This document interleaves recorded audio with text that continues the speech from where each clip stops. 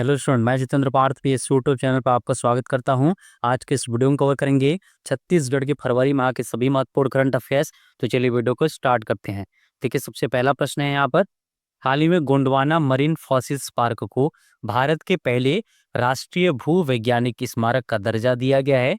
ये किस नदी के किनारे स्थित है? इसमें आपके ऑप्शंस हैं हसदेव नदी, हसिया नदी, बनास नदी या ए व बी दोनों। तो इसका जो सही आंसर होगा ये आपका ऑप्शन नंबर डी, ए व बी दोनों। ठीक है, ध्यान रखिएगा, ये जो गोंडवाना मरीन फॉसिल्स पार्क है, इसको जो है हाल ही में भारत का पहला राष्ट्रीय भू वैज्ञानिक स्मारक घोषित किया गया है और ये हसदेव नदी और हसिया नदी के मध्य में स्थित है। साथ ही एक और फैक्ट ध्यान रखिएगा, इसका खोज 1954 में एस के घोष ने किया है। इनका नाम भी जरूर ध्यान रखिएगा, इसका खोज 1954 में एस के घोष ने किया है और ये छत्तीसगढ़ के मनेन्द्रगढ़ चिरमिरी भरतपुर जिले में स्थित है। चलिए आगे देखिए, छत्तीसगढ़ राजभाषा आयोग का 8वां प्रांतीय सम्मेलन कहाँ आयोजित किया गया था? इसमें आपके ऑप्शंस हैं बिलासपुर, रायगढ़, रायपुर या राजनांदगांव। तो इसका जो सही आंसर होगा ये आपका ऑप्शन नंबर सी, रायपुर। ठीक है, ध्यान रखिएगा, छत्तीसगढ़ राजभाषा आयोग का 8वां प्रांतीय सम्मेलन रायपुर में आयोजित किया गया था। यह आयोजन हुआ था 1 और 2 मार्च 2025 को। ठीक है, साथ ही ध्यान रखिएगा, स्थान था होटल वुड कैसल रायपुर। मैं फिर से रिपीट कर दे रहा हूँ, स्थान था होटल वुड कैसल जो कि रायपुर में है, वहां पर ये आपका सम्मेलन आयोजित किया गया था। चलिए आगे देखिए, हाल ही में घोषित गुरु घासीदास तमोर पिंगला टाइगर रिजर्व का क्षेत्रफल कितना है? इसमें आपके ऑप्शंस हैं 2768.37 वर्ग किलोमीटर, 2829.38 वर्ग किलोमीटर, 2964.31 वर्ग किलोमीटर या 3121.25 वर्ग किलोमीटर। तो इसका जो सही आंसर होगा ये है आपका यहाँ पर ऑप्शन नंबर बी, 2829.38 वर्ग किलोमीटर। ये जो है आपका क्षेत्रफल है गुरु घासीदास तमोर पिंगला टाइगर रिजर्व का। साथ ही ध्यान रखिएगा, यह देश का तीसरा बड़ा टाइगर रिजर्व है। ठीक है, साथ ही एक और फैक्ट ध्यान रखिएगा, गुरु घासीदास तमोर पिंगला टाइगर रिजर्व भारत का 56वां टाइगर रिजर्व है। ठीक है, चलिए आगे देखिए, 38वें राष्ट्रीय खेलों में छत्तीसगढ़ ने कुल कितने मेडल प्राप्त किए हैं? इसमें आपके ऑप्शंस हैं 3, 4, 9 या 16। तो इसका जो सही आंसर होगा यह है आपका ऑप्शन नंबर डी, 16। ठीक है, ध्यान रखिएगा, यहाँ पर 38वें राष्ट्रीय खेलों में छत्तीसगढ़ ने कुल 16 मेडल प्राप्त किए हैं, जिसमें छत्तीसगढ़ ने गोल्ड जीता है 3, सिल्वर जीता हुआ है इसने 4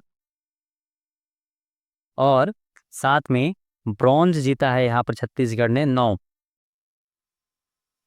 ठीक है, तो इसको मैं फिर से रिपीट कर देखिए, गोल्ड 3, सिल्वर 4 और ब्रॉन्ज 9, टोटल 16। ठीक है, और ये आयोजन कहाँ पर हुआ था? 38वां राष्ट्रीय खेल, तो ध्यान रखिएगा ये उत्तराखंड के अंदर आयोजन हुआ था। और ये जो आपका मेडल टैली है ये दिया गया है विकिपीडिया में और olympics.com पे अवेलेबल है। अगर आप चाहेंगे तो इसको क्रॉस चेक कर लीजिएगा कि बहुत सारे न्यूज़पेपर में इसको 20 की संख्या दिखा रहे थे पदक जीता करके, लेकिन उसका ऑफिशियल जानकारी नहीं मिला है। तो 2 सोर्स बता रहा हूँ, आप चाहेंगे तो चेक कर लीजिएगा, एक olympics.com और एक विकिपीडिया पे आप चेक कर सकते हैं। वहां पर ऑफिशियल साइट्स पे दिखाया जा रहा है कि छत्तीसगढ़ को टोटल यहाँ पर 16 पदक मिला था और 16 पदक के साथ छत्तीसगढ़ अगर आप देखेंगे यहाँ पर तो 25वें स्थान पर था। तो इसको भी जरूर ध्यान रखिएगा, छत्तीसगढ़ का स्थान कौन सा था? तो 25वां था। ठीक है, चलिए आगे देखिए, चित्रकोट महोत्सव 2025 का आयोजन कब किया गया था? इसमें आपके ऑप्शंस हैं 23 व 24 फरवरी 2025, 24 व 25 फरवरी 2025, 26 व 27 फरवरी 2025 या 27 व 28 फरवरी 2025। तो इसका जो सही आंसर होगा ये आपका ऑप्शन नंबर बी, 24 व 25 फरवरी 2025 को आप देखेंगे तो चित्रकोट महोत्सव 2025 का आयोजन किया गया था। वीडियो में आगे बढ़ने से पहले यदि अभी तक आपने चैनल को सब्सक्राइब नहीं किया है तो चैनल को सब्सक्राइब जरूर कर लें, उससे आपको आने वाले वीडियो का नोटिफिकेशन मिलेगा और साथ ही जो कम्युनिटी सेक्शन में पोस्ट किए जाएंगे वो भी आपको स्क्रीन पर देखने को मिलेगा। चलिए आगे देखिए, राजकोषीय स्वास्थ्य सूचकांक 2025 में छत्तीसगढ़ को कौन सा स्थान प्राप्त हुआ है? इसमें आपके ऑप्शंस हैं प्रथम, द्वितीय, तृतीय या चतुर्थ। तो इसका जो सही आंसर होगा यह आपका ऑप्शन नंबर बी, द्वितीय। ठीक है, राजकोषीय स्वास्थ्य सूचकांक में आप देखेंगे तो छत्तीसगढ़ को दूसरा स्थान प्राप्त हुआ है। छत्तीसगढ़ ने यहाँ पर कुल 55.2 अंक प्राप्त किए। ठीक है, छत्तीसगढ़ को 55.2 अंक प्राप्त हुआ है और इसके साथ ये दूसरे स्थान पर रहा है। पहले स्थान पर यहाँ पर ओडिशा राज्य है। उड़ीसा को अंक प्राप्त हुआ यहाँ पर 67.8। ठीक है, यानी जो फिजिकल हेल्थ इंडेक्स आया था 2025 का, उसमें पहले स्थान पर ओडिशा और दूसरे स्थान पर छत्तीसगढ़। ठीक है, चलिए आगे देखिए, बस्तर पंडुम 2025 का आयोजन कब से कब तक किया जाएगा। इसमें आपके ऑप्शंस हैं 12 मार्च से 20 मार्च 2025, 21 मार्च से 23 मार्च 2025, 1 अप्रैल से 3 अप्रैल 2025 या 12 मार्च से 3 अप्रैल 2025। तो इसका जो सही आंसर होगा ये आपका ऑप्शन नंबर डी, 12 मार्च से 3 अप्रैल 2025। इस तिथि तक आप देखेंगे तो बस्तर पंडुम 2025 का आयोजन किया जाएगा। ध्यान रखिएगा, ये आयोजन 3 स्तर पर होगा। ठीक है, सबसे पहले होगा आपका जनपद स्तर पर, और जनपद स्तर पर यह आयोजन होगा 12 मार्च से लेकर के 20 मार्च तक। ठीक है, इसके बाद इसका आयोजन होगा जिला स्तर पर। जिला स्तर पर यह आयोजन होगा 21 मार्च से 23 मार्च तक, और इसके बाद होगा संभाग स्तर पर। संभाग स्तर पर इसका आयोजन होगा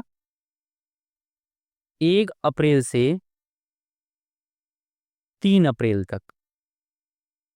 इन तिथियों को जरूर ध्यान रखिएगा, ये तिथि भी आपके एग्जाम में कई बार पूछा गया है। ठीक है, चलिए आगे देखिए, छत्तीसगढ़ का पहला पक्षी घर किसके द्वारा बनवाया गया है। इसमें आपके ऑप्शंस हैं गोपाल प्रसाद सुल्तानिया, नारायण सिंह तोमर, दिलीप कुमार रात्रे या सतीश चंद्र नागवंशी। तो इसका जो सही आंसर होगा ये आपका option number A, Gopal Prasad Sultania. ठीक है, ध्यान रखिएगा, गोपाल प्रसाद सुल्तानिया ने जो है हाल ही में छत्तीसगढ़ में एक पक्षी घर का निर्माण कराया हुआ है, और वो संबंधित है गौ सेवा समर्पण समिति से। ठीक है, गौ सेवा समर्पण समिति संबंधित गोपाल सुल्तानिया ने इसमें क्या किया है, आपका एक पक्षी घर का निर्माण कराया है। और साथ ही एक और फैक्ट ध्यान रखिएगा, ये जो पंछी घर का निर्माण किया गया है ये कुम्हारी और परसदा के बीच में बनाया गया है। तो गांव भी जरूर ध्यान रखिएगा, कुम्हारी और परसदा गांव के बीच में। ठीक है, एक बार एग्जाम में ऐसे प्रश्न भी पूछे हैं कि कहाँ पर स्थित है, तो इसको भी ध्यान रखेंगे। कहाँ पर स्थित है आपका कुम्हारी और परसदा गांव के बीच में, छत्तीसगढ़ का पहला पक्षी घर, इसको बनाने वाले गोपाल प्रसाद सुल्तानिया। चलिए आगे देखिए, हाल ही में छत्तीसगढ़ के वित्त मंत्री ने प्रथम बार हस्तलिखित बजट भाषण प्रस्तुत किया। इसे किसने हाथ से तैयार किया था। इसमें आपके ऑप्शंस हैं लखनलाल देवांगन, केदार कश्यप, ओम प्रकाश चौधरी या अरुण साव। तो इसका जो सही आंसर होगा ये आपका option number C, Om Prakash Chaudhary. ठीक है, जो छत्तीसगढ़ के वित्त मंत्री ओम प्रकाश चौधरी या ओपी चौधरी, उन्होंने आप देखेंगे तो इस समय छत्तीसगढ़ का पहला हस्तलिखित बजट भाषण तैयार किया था। आप तो अपनी स्क्रीन पर देख पा रहे होंगे, ये हाथ से लिखा हुआ है और इसको स्वयं उन्होंने ही तैयार किया था। ये 100 पृष्ठ का कुल था। ठीक है, तो इसको भी आप ध्यान रखेंगे। चलिए आगे देखिए, छत्तीसगढ़ बजट वित्तीय वर्ष 2025-26 का थीम क्या है। इसमें आपके ऑप्शंस हैं ज्ञान, प्रगति, गति या विकास। तो इसका जो सही आंसर होगा ये है आपका ऑप्शन नंबर सी, गति। ठीक है, ध्यान रखिएगा, इस समय छत्तीसगढ़ सरकार ने जो बजट प्रस्तुत किया है वित्तीय वर्ष 2025-26 के लिए, उसका थीम है गति। गति में जी का अर्थ गुड गवर्नेंस, ए का अर्थ एक्सेलरेटिंग इंफ्रास्ट्रक्चर, टी का अर्थ टेक्नोलॉजी और आई का अर्थ इंडस्ट्रियल ग्रोथ है। ठीक है, तो इस पॉइंट को जरूर ध्यान रखिएगा, एग्जाम में पूछा जाता है। चलिए आगे देखिए, हाल ही में छत्तीसगढ़ की बेटी वीणा साहू को भारतीय सेना में लेफ्टिनेंट नर्सिंग ऑफिसर बनाया गया है। वे छत्तीसगढ़ के किस जिले की रहने वाली हैं। इसमें आपके ऑप्शंस हैं बेमेतरा, दुर्ग, बालोद या राजनांदगांव। तो इसका जो सही आंसर होगा ये आपका ऑप्शन नंबर सी, बालोद। ठीक है, छत्तीसगढ़ के बालोद जिले की रहने वाली हैं वीणा साहू। ठीक है, जिनको हाल ही में भारतीय सेना में लेफ्टिनेंट नर्सिंग ऑफिसर बनाया गया है। ये बालोद जिले के जमरुआ गांव की रहने वाली हैं। इनका नाम काफी चर्चे में था, इसकी वजह से आप लोग जरूर ध्यान रखिएगा। तो आज के इस वीडियो को मैं भी खत्म कर दे। वीडियो आपको अच्छा लगा होगा तो चैनल को सब्सक्राइब करें या वीडियो अपने दोस्तों तक शेयर करें। मिलते हैं अगले वीडियो में, तब तक के लिए जय हिंद।